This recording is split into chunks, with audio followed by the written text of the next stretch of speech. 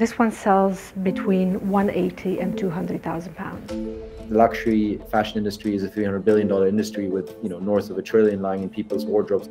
Clients are now opting to buy something that's pre-loved or vintage. Old is the new in high-end fashion. The luxury resale market was estimated to be worth around $37 billion in 2021. That's rather nice.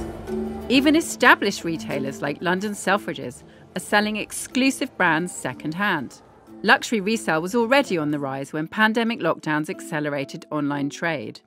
It's estimated the second-hand luxury market is now growing more than 4 times as fast as the primary trade.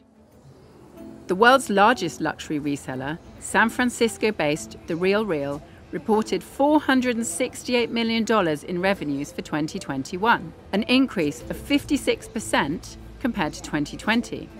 Competing platform Vestiaire Collective was valued at $1.7 billion in the same year. So what the guys are doing here, they're receiving the goods onto the system. The Paris-based reseller opened this new UK distribution and authentication centre in January 2022. I spoke to CEO Maximilian Bittner online from the UK hub floor about what was driving growth. I'm not going to hide the fact that COVID has given our business a big boost. People being locked up has resulted in the need for distractions, and cleaning up your closet was one of them. But I think, the overall trend of secondhand points something which is much greater and bigger than even COVID, which is the global warming that we're all undeniably facing. It's a change in the way people think about the products they buy and sell. There is no ignoring that. As lockdowns ease and shoppers return to reopened high streets, what's sustaining the post-COVID trade? Sustainability came second in a survey of luxury shoppers who were asked why they occasionally bought second-hand. Access to iconic, hard-to-find items was the #1 reason. Saving money was the third big factor, something the Vestiaire chief acknowledges is a prime draw for his platform's 15 million members. Price and accessibility is probably more dominant, but sustainability is becoming more and more important. Seeking out second-hand items may support a more sustainable, circular trade. But that doesn't always come cheap. I'm here to meet Claudia and see a £200,000 handbag. Oh, hello, I'm Carola. Hi, I'm Claudia. Good to meet you. Around a third of the luxury resale trade is in handbags and shoes.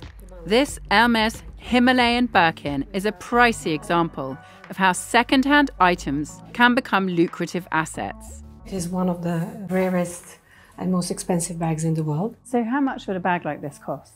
We're talking about 180 to 200,000 pounds for this bag. And how much might it have cost when it was new? The price was about 55,000. Other, more modest pieces of luxury resale can be had for relatively bargain prices compared to new, especially when exclusive labels up their prices, which happened several times in 2021. Some luxury brands have engaged and invested in resale platforms, but others haven't, wary of potential erosion to their cachet and profit margins. There is still a lot of stigma, and the big brands, apart from a few like Gucci, for instance, are still not embracing resale.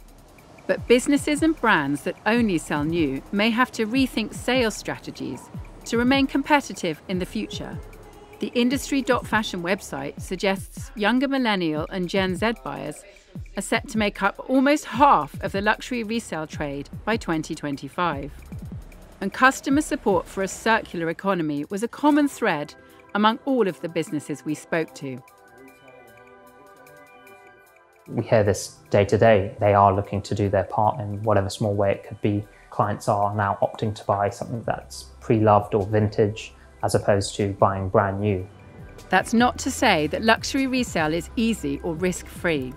For example, despite record revenues, The RealReal posted a loss of $236 million last year due to high operating costs. And then there's a threat from ever more sophisticated forgeries. We have clients attempting to sell fake goods on a weekly basis. Counterfeits alone are multi-billion-pound industries. It's very, very easy for our team to quickly identify the hallmarks of a counterfeit bag.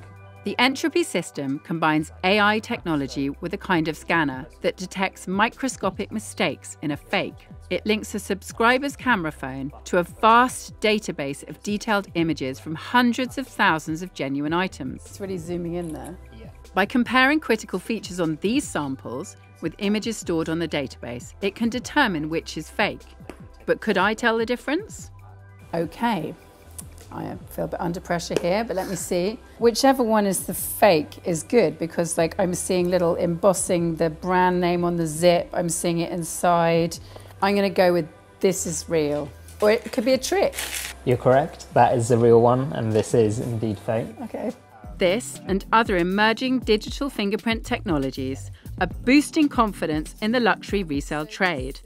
And despite recent falls in share prices on some major platforms, there's genuine belief that second-hand fashion can only become more attractive as industry and consumers focus on saving money, waste, and CO2 emissions.